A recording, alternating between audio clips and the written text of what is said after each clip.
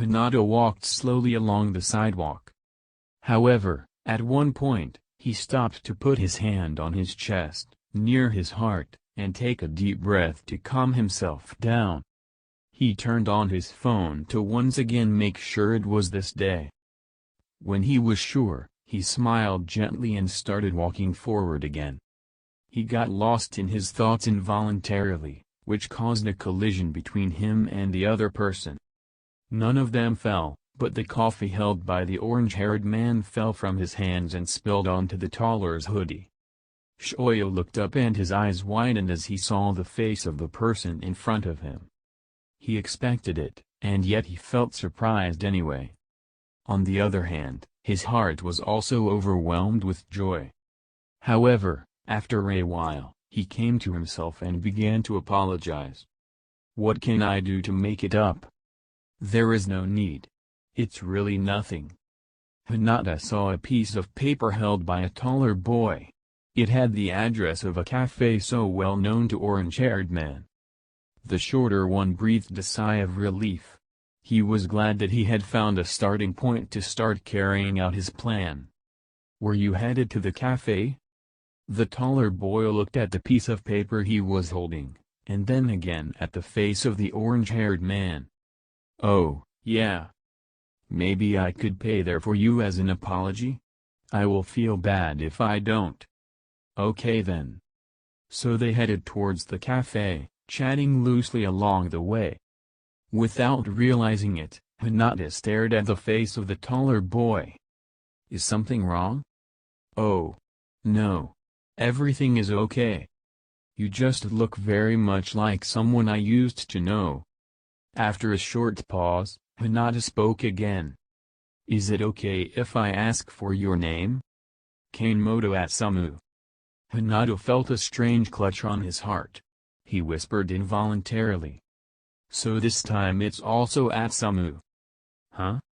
The taller boy looked at the orange-haired man questioningly because he couldn't hear what he was saying. "Sorry, it's nothing. My name is Hinata Shoyo." Once they were seated at the tables, they continued their calm conversation. After a short while the waitress approached them to ask about the order. Hinata asked for coffee to drink and Atsumu asked for hot chocolate, making Shoyo smile. Is he unable to bear bitter drinks this time as well? Hinata said that he only needed a drink, and Atsumu ordered a vanilla cake. This made Hinata's eyes glow a little. Is this your favorite? Yes. How did you know? Hunch. After the waitress left, they went back to talking about earlier topics. I don't mean to be rude, but can I ask you your age? It's 17. 17. So it's been already 22 years since we first met. The waitress brought their orders and Hinata paid for both of them. Are you sure you won't eat anything?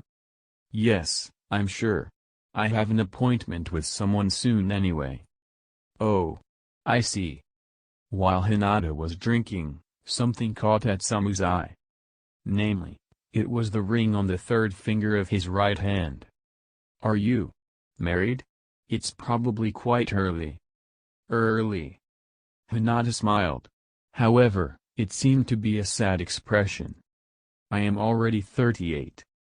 Atsumu's eyes widened considerably in surprise, and his mouth fell open in shock.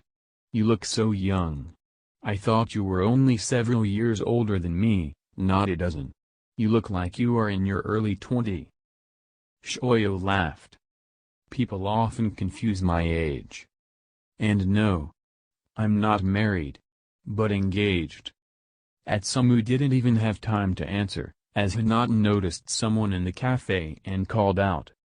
Toru. After a while, called boy was right next to them. Is it okay if he will also sit down with us for a moment? Sure.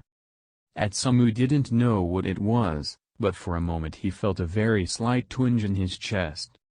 Toru took his seat next to Hinata, then greeted Atsumu, and as he shook out his hand, Atsumu noticed that he had a very similar ring on his finger as well.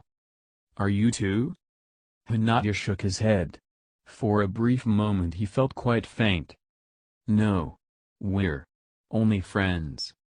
Toru flinched at Hinata's words, which didn't escape Atsumo's notice. Shoyo put both hands on the mug of coffee, but didn't pick it up. It looked more like he was trying to warm his hands. And maybe even his heart. Actually, I was engaged. Hinata lowered his hands along his body. Atsumo hesitated for a moment, but finally asked. Was you broke up? Oikawa grabbed Hinata's hand in his under the table and then pressed their fingers together. Only then Shoyo realized what a mixture of emotions he was feeling all this time.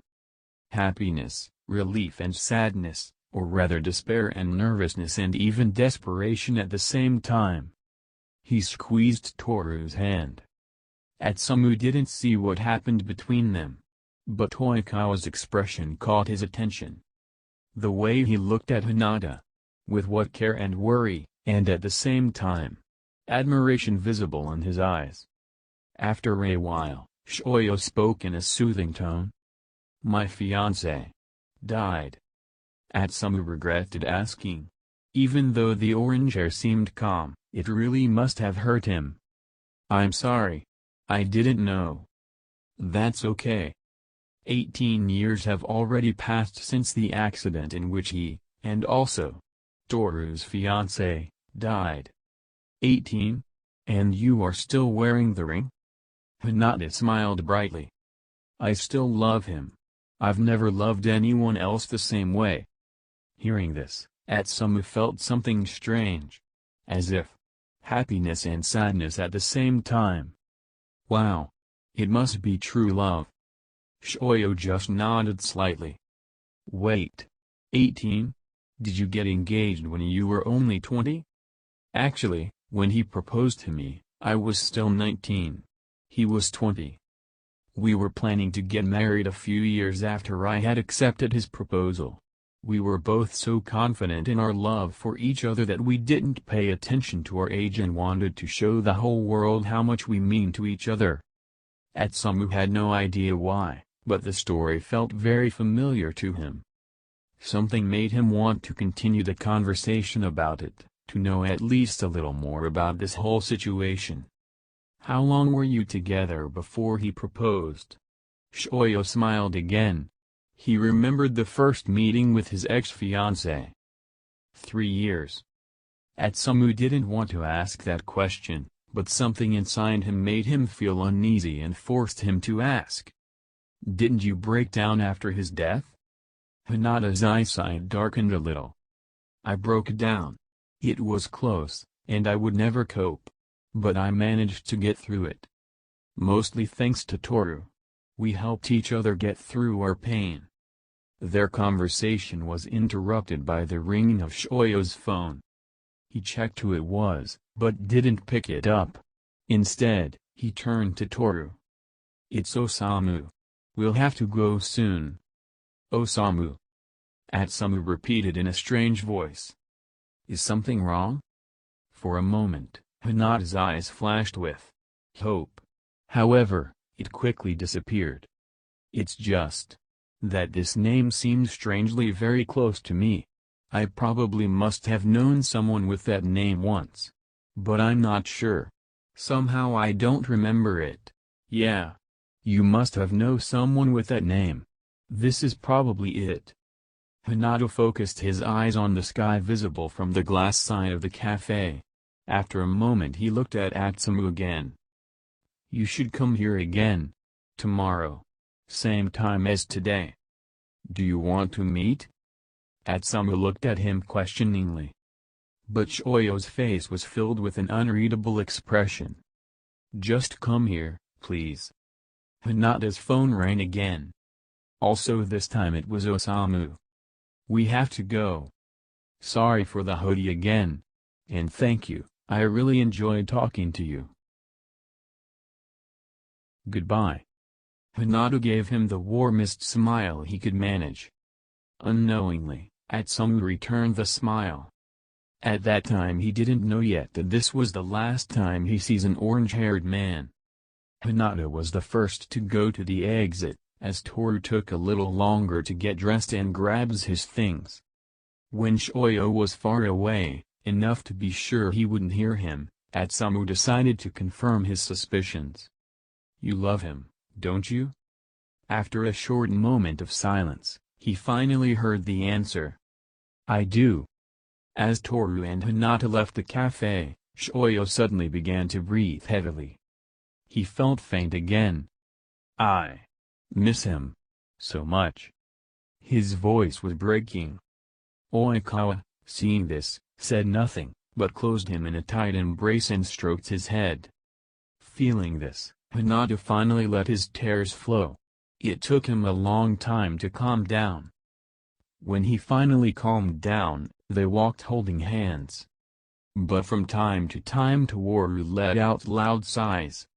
"Are you mad?" "No. I'm just a bit sad." "Is it because I said we're just friends?" "Yes. I loved Hajime. I loved him like no one else. But now, I love you." Hinata only gripped Toru's hand tighter. He couldn't find the right words in this situation. "I know you still love him. I know we both agreed to introduce us to him only as friends. But still. Even so, it still hurt me." Hinata stopped in place. In effect, Oikawa did the same. The younger then placed a hand on Toru's cheeks as he spoke. "I'm sorry." Toru put his hand to that of Hinata on his cheek, pressing it a little tighter against his skin, then closed his eyes. The next day, both Shoyo and Toru went nearby the cafe. However, they did not enter it, but went to a place where they were not very visible, and at the same time they could observe what is happening inside it. Hinata quickly managed to see Atsumu sitting inside. Shoyo checked today's date and time again. He had already done it a ton of times today, but he still felt some kind of unease. "Today is the equal anniversary of our first meeting." After a short while, there was a slight commotion in the cafe.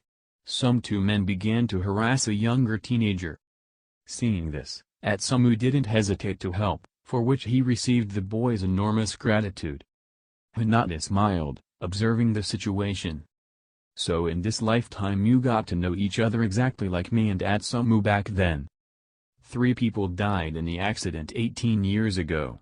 Toru's fiancé, my fiancé, which is actually you, Atsumu. And our mutual friend who is in love with you. And that boy is him.